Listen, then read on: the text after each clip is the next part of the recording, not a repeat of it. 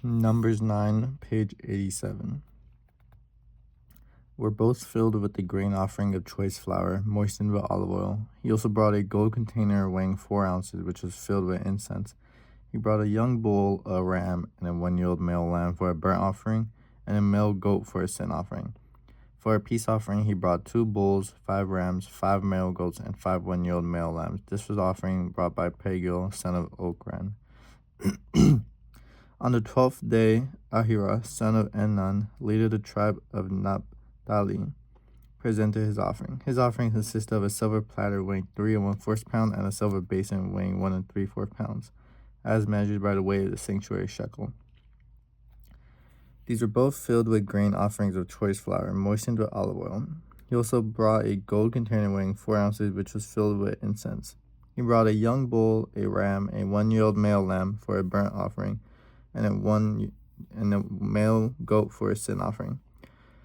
For a peace offering, he brought 2 bulls, 5 rams, 5 male goats, and 5 1-year-old male lambs. This was the offering brought by Ahira, son of Enan. So this was the dedication offering brought by the leaders of Israel at the time. The altar was anointed.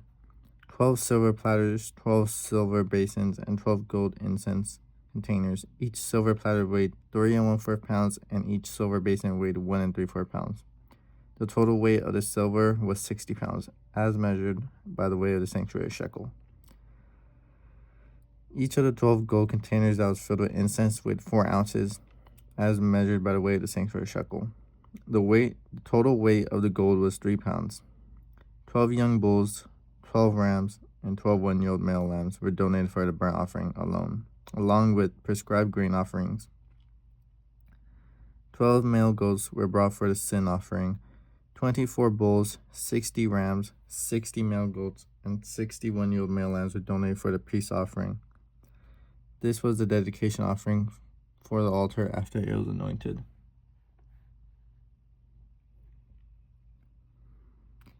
Whenever Moses went into the tabernacle to speak with the Lord, he heard the voice speaking to him from between the 2 cherub above the ark's cover, place of the atonement, that rests on the ark of the covenant. The Lord spoke to him from there. Preparing the lamps. The Lord said to Moses, "Give Aaron the following instructions. When you set the 7 lamps in the lampstand, place them so their light shines forward in front of the lampstand." So Aaron did this. He set up 7 lamps so they reflected their light forward, just as the Lord had commanded Moses. The entire lampstand, from its base to its decorative blossoms, were made of beaten gold. It was built according to the exact design the Lord had shown Moses. The Levites dedicated. Then the Lord said to Moses, "Now set the Levites apart from the rest of the people of Israel and make them ceremonially clean. Do this by sprinkling them with the water of purification and have them shave their entire body and wash their clothing. Then they will be ceremonially clean. Have them bring a young bull and a grain offering of choice, flour moistened with olive oil, along with a second young bull for a sin offering. Then assemble the whole community of Israel and present the Levites at the entrance of the tabernacle. When you present the Levites before the Lord, the people of Israel must lay their hands on them, raising their hands. Aaron must then present the Levites to the Lord as a special offering from the people of Israel, thus dedicating them to the Lord's service.